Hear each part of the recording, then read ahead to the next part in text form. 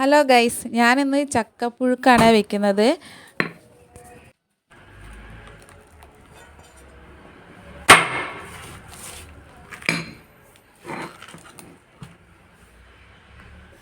ചക്ക നല്ല മൂത്ത ചക്കാണ്.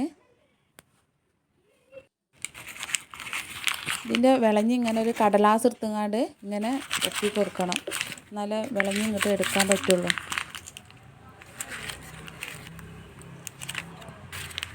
ഈ വീഡിയോ ഇഷ്ടമായാലൊന്ന് സബ്സ്ക്രൈബ് ചെയ്യണേ, ഒരു ലൈക്കും കൂടി തരണേ. ചക്ക ഇങ്ങനെ ചെറിയ പീസാക്കിയിട്ട് അതിൻ്റെ ഈ മടൽ എടുത്തിട്ട് വേണം ചക്കച്ചുള എടുക്കാൻ. നമുക്ക് ഓരോ ചക്കച്ചുളയായിട്ട് എടുത്ത് അത് നന്നാക്കി എടുക്കാം. എല്ലാ ചുളയും എടുത്തിട്ട് നന്നാക്കി വെച്ചിട്ടുണ്ട്. ഈ കൊല്ലത്തെ ആദ്യത്തെ ചക്കയാണ്. ഈ കൊല്ലം ആദ്യമായിട്ടാണ് ഈ പുഴുക്കുണ്ടാക്കുന്നത്. ഇതിങ്ങനെ ഓരോന്ന് പീസാക്കിയിട്ട് ഇങ്ങനെ ചക്കച്ചുള ഇങ്ങനെ കീറിയെടുക്കണം. എന്നിട്ട് ഇത് ഒരു കുക്കറിലേക്ക് ഇട്ട് കൊടുക്കാം. കുക്കറിലിട്ടിട്ടാണ് ചക്ക വേവിക്കുന്നത്. ഒരു 4 വിസിൽ അടിക്കണം, എന്നാൽ അപ്പോഴേക്കും ചക്ക വെന്ത് കിട്ടുക.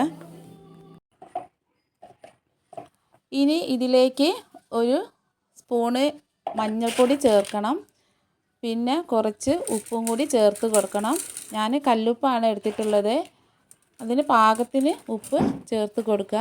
പിന്നെ ഒരു കപ്പ് വെള്ളം കൂടി ഒഴിച്ച് കൊടുത്തിട്ട് നമുക്ക് ചക്കയൊന്ന് വേവിച്ചെടുക്കാം. ഈ വീഡിയോ സബ്സ്ക്രൈബ് ചെയ്യാൻ മറന്നു പോകരുതേ.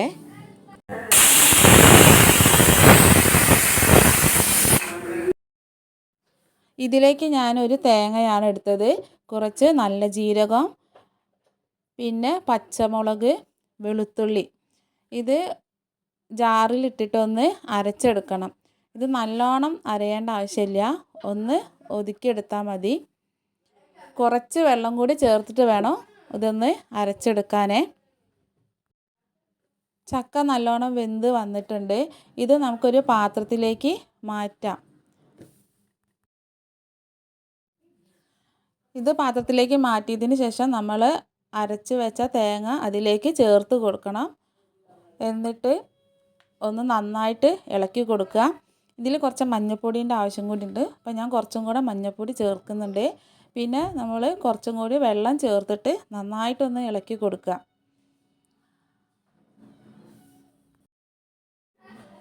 ഒരു മീഡിയം ഫ്ലെയിമിലിട്ടിട്ട് വേണം ഇതിനെ വേവിച്ചെടുക്കാൻ, ഇതില്ലെങ്കിൽ പെട്ടെന്ന് അടിയിൽ പിടിച്ചു പോകും. പിന്നെ ഇതിലേക്ക് കുറച്ച് കറിവേപ്പിലയും കൂടെ ചേർത്ത് കൊടുക്കുക.